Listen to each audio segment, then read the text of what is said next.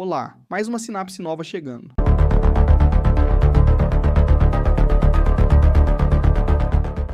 Você acabou de conectar o ChatGPT, ou o Claude, ou qualquer outro modelo ao seu fluxo de automação. Colou a chave de API no campo de credencial, clicou em salvar e seguiu em frente. O workflow funciona. O cliente aprova. Missão cumprida. Mas tem uma pergunta que quase ninguém para fazer. Onde exatamente essa chave ficou guardada? Não no sentido filosófico, no sentido literal. Em qual banco de dados? Em qual servidor? Em qual formato? E quem mais, além de você, consegue lê-la? Porque a resposta para essa pergunta muda completamente o nível de risco que a sua operação está carregando agora. Em 2025, a plataforma GitGuardian identificou quase 29 milhões de segredos expostos em repositórios públicos do GitHub, um crescimento de 34% em relação ao ano anterior, o maior salto anual já registrado pela empresa, 29 milhões, só no GitHub público. Isso antes de contar repositórios privados, canais de Slack, tickets de Jira, containers Docker. Desses vazamentos, mais de 1.275.000 estavam diretamente ligados a serviços de inteligência artificial, um aumento de 81% em relação a 2024. E o contexto brasileiro não alivia. Segundo dados do setor, 32% dos repositórios internos de organizações continham pelo menos um segredo hard-coded, 6 vezes a taxa dos repositórios públicos. O problema não está onde as pessoas acham que está. Aí entra o dado que motivou este vídeo, um tópico publicado no DevTool com o título Where do your LLM API keys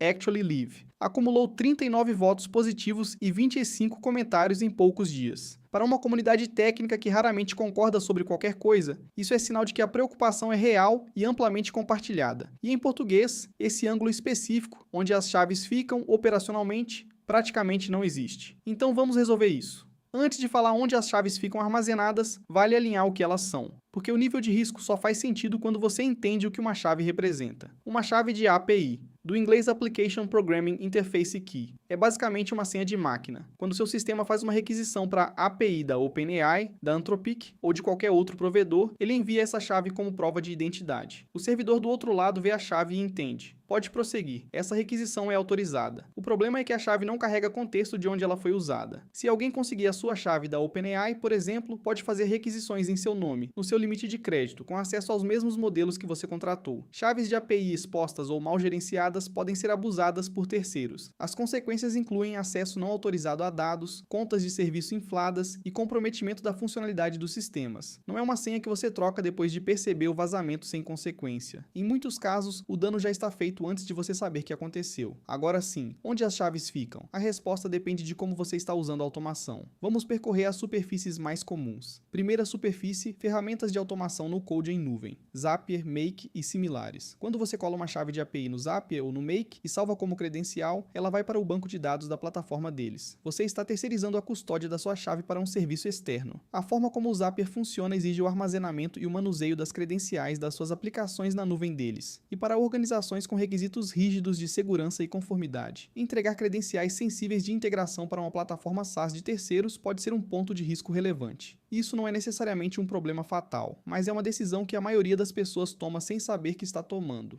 Em uma análise documentada, pesquisadores demonstraram que o próprio recurso de armazenamento do Zapier tinha falhas que permitiam acesso não autorizado, incluindo a recuperação de tokens de autenticação e dados sensíveis. Bastava escolher uma chave fraca ou já em uso para que alguém de fora conseguisse acessar segredos armazenados. O Zapier reconheceu a vulnerabilidade e a corrigiu parcialmente. Mas o caso ilustra um ponto mais amplo. Se chaves sensíveis estão guardadas na nuvem de outra empresa, uma simples falha de configuração pode expô-las. Segunda superfície, N8N auto-hospedado.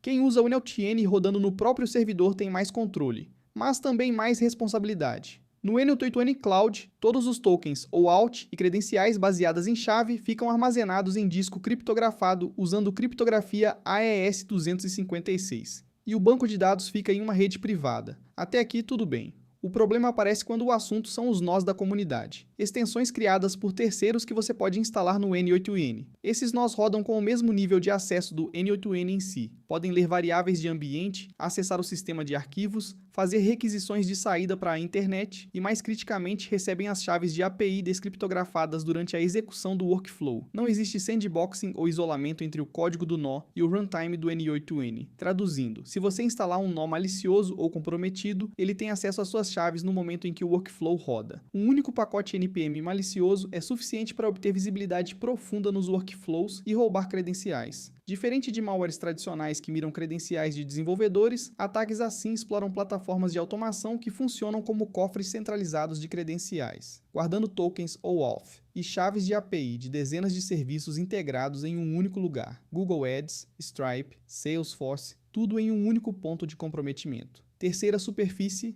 o código e os arquivos de configuração. Esse é o mais clássico e ainda o mais comum. Alguém precisa da chave para fazer o workflow funcionar. Cola ela diretamente no código, faz commit e a chave vai para o repositório. Mesmo que o segredo seja removido em um commit posterior, ele persiste no histórico do Git indefinidamente. O modelo de dados do Git é de acréscimo, e um simples git rm não remove nada. Atacantes podem, e fazem, escanear o histórico completo de repositórios públicos. Uma análise da empresa de segurança Wiz mostrou que 65% das empresas da lista Forbes AI 50, as 50 startups de IA mais relevantes do mundo, tinham segredos verificados vazados no GitHub. 65%. Não é uma característica de empresa despreparada, é um padrão de mercado. Quarta superfície, os logs de execução. Essa é a mais subestimada. Logs de execução podem guardar respostas de APIs e inputs de usuários. Frequentemente ficam sem monitoramento por longos períodos e podem expor informações sensíveis de forma silenciosa. Você não vê o vazamento acontecendo. Ele só aparece quando já causou estrago. Segredos não vivem só em repositórios. Em 2025, 28% dos incidentes rastreados pela GitGuardian tiveram origem completamente fora do código-fonte, em ferramentas como Slack, Jira e Confluence. E esses vazamentos são mais perigosos. 56,7% dos segredos encontrados exclusivamente em ferramentas de colaboração foram classificados como críticos. Aqui chegamos no ponto central do vídeo, porque o problema não é falta de conhecimento técnico, é um padrão de comportamento muito específico, documentado por quem estuda esses incidentes. O risco real não vem de atacantes com capuz escondidos em servidores, vem de comportamento comum de engenharia. Você exporta um workflow para compartilhar com um colega, e um token acaba embutido nos parâmetros de um nó. Você faz um snapshot da máquina virtual, ou um backup do banco de dados, e as credenciais viajam junto para o armazenamento de longo prazo. Pesquisa da GitGuardian mostrou que commits com assistência de IA vazam segredos a uma taxa de 3,2%, aproximadamente o dobro da linha de base sem IA.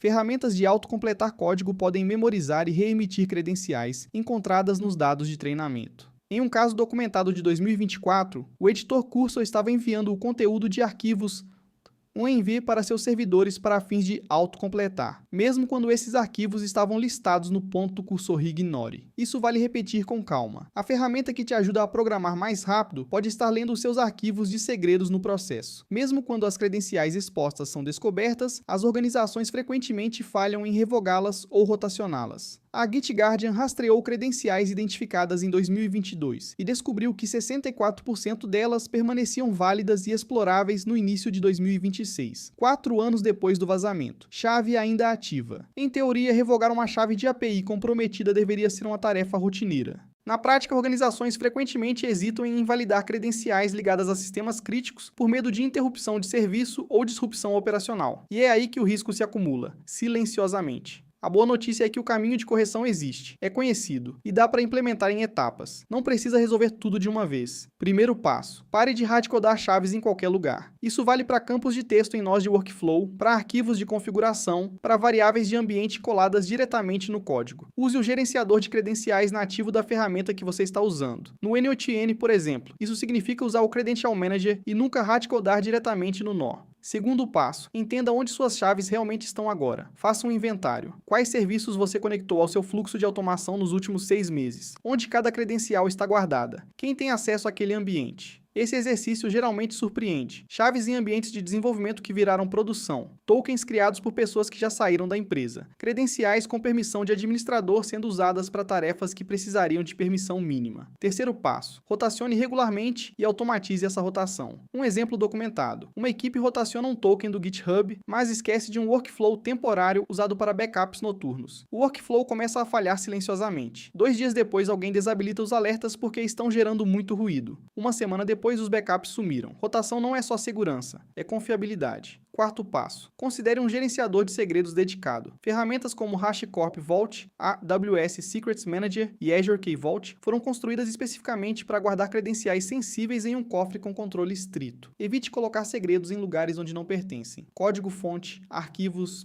.env, configurações locais. Centralizar o armazenamento torna auditorias mais fáceis e violações mais difíceis. O HashiCorp Vault, por exemplo, é uma ferramenta de gerenciamento de segredos que lida com múltiplos backends, provê armazenamento seguro e controla o acesso de forma granular em ambientes multi-cloud ou on-premises. Não é trivial de configurar, mas para operações que já têm escala, é o padrão. O AWS Secrets Manager, por outro lado, é um serviço gerenciado projetado para lidar com armazenamento, rotação e recuperação seguros de segredos como credenciais de banco de dados e chaves de API. Criptografando usando o serviço de gerenciamento de chaves da própria AWS e integrando permissões via IAM. Para quem já está na AWS é o caminho de menor atrito. Quinto passo. Tenha cuidado redobrado com extensões de comunidade. Instalar um nó de comunidade significa executar código de terceiros na sua infraestrutura interna. Importar um workflow pré-construído não herda só a funcionalidade, herda também as premissas de segurança de quem construiu. Verifique a procedência, o número de downloads, se tem manutenção ativa e se o repositório tem histórico claro antes de instalar qualquer coisa. Para fechar, 3 pontos que ficam desse vídeo. Primeiro, suas chaves de API de LLM estão em mais lugares do que você imagina. Em máquinas comprometidas analisadas em pesquisa recente, cada segredo aparecia em média em 8 locais diferentes. Arquivos